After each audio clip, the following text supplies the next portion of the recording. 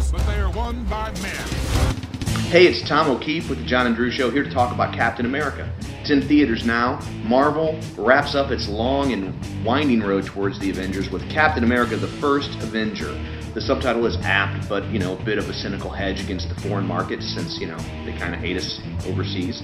It's set in 1943. Steve Rogers is the quintessential 90-pound weakling when he's selected by the U.S. Army's Strategic Scientific Reserve to be given their top-secret super soldier serum. Alliteration was apparently all the rage in the 40s. Rogers, Steven. Just give me a chance. Sorry, son. I'm saving your life.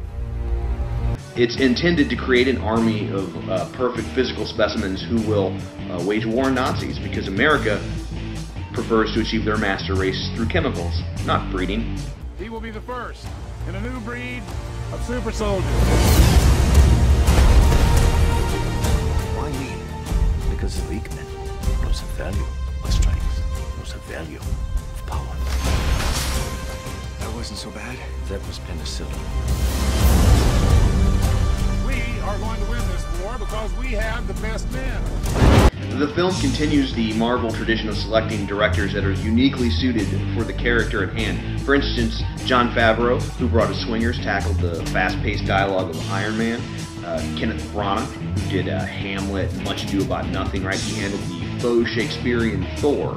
So, Captain America is directed by Joe Johnston, who is probably best known for the underrated but similarly time-framed The Rocketeer, which was set in, I think, 1938, so 38-43. It's close enough. It has that same kind of earth, kind of sepia tone quality to it.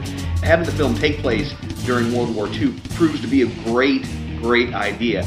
Captain America, by his very nature, right, he's a spokesman for our country. I mean, after all, he literally wears his patriotism on his sleeve, and his chest, and his head, and you get it, right? His every utterance is a potential political landmine, as he might be perceived as, I don't know, endorsing the debt ceiling, or who knows. Like, everybody's looking for this guy to say something that they don't agree with so they can say that's not really America. But, setting the movie during World War II, what Studs Terkel famously called the Good War, if you like to sound a little bit educated, I can say something like that too, right? It depoliticizes the character without, castrating them. Because if there's one thing Americans can all still agree on, it's that Nazis suck. Your enemy is not what you expect. Now, as the film starts, Rogers is like 5 foot tall, 90 pounds, and it's a pretty impressive effect. I mean, obviously, for us to get the dramatic impact of him becoming Captain America, right, he's got to start small in order to get large. It's something I remind the ladies of quite a bit.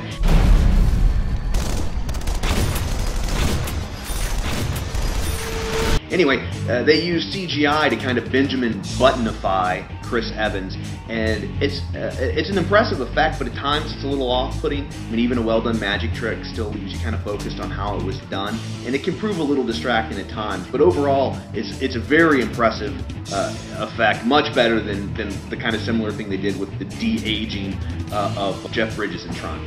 Anyway, Evans does a great job in both versions of the character, big and small, and he really captures Rogers' kind of intrinsically unassuming humility, and the film kind of hinges on that. Like, that you need to believe that for it to work, because it's this modesty that allows him to be a patriot without veering into jingoism or xenophobia.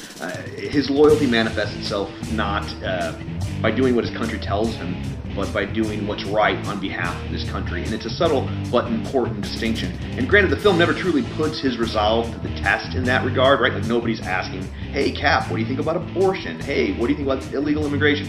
But do you really care? I mean, that's not what we're here for. This isn't some indie art house movie. We came to watch stuff blow up and him to hit people in the face with a shield, and he does that plenty. Now, when it comes to powers, right, Captain America is, honestly, he's one of the weaker superheroes. He doesn't fly, he's not bulletproof, he doesn't have super speed. He's not super as much as he is peak human performance. And ultimately, his superpower is perseverance. So the end result is a film that's really probably going to surprise some people, in that it's a throwback for more reasons than just the time in which it takes place. I mean, he's not shooting lasers out of his eyes or flying around. It's just a good old-fashioned swashbuckling adventure film. And more importantly, it's well done. Like Iron Man and Thor, the film realizes the importance of taking a break from the action in order to develop its characters, and it benefits greatly from its knowledge. I mean, by the end of the movie, you actually care about this guy. But ultimately, the film, it's a retro, fun-filled action film, and it sets the stage quite nicely for the next chapter. So, Avengers Assemble indeed. On a scale of 1 to 10, with 10 being Iron Man and 1 being Captain America 2, Death Too Soon. Yeah, that's a real thing.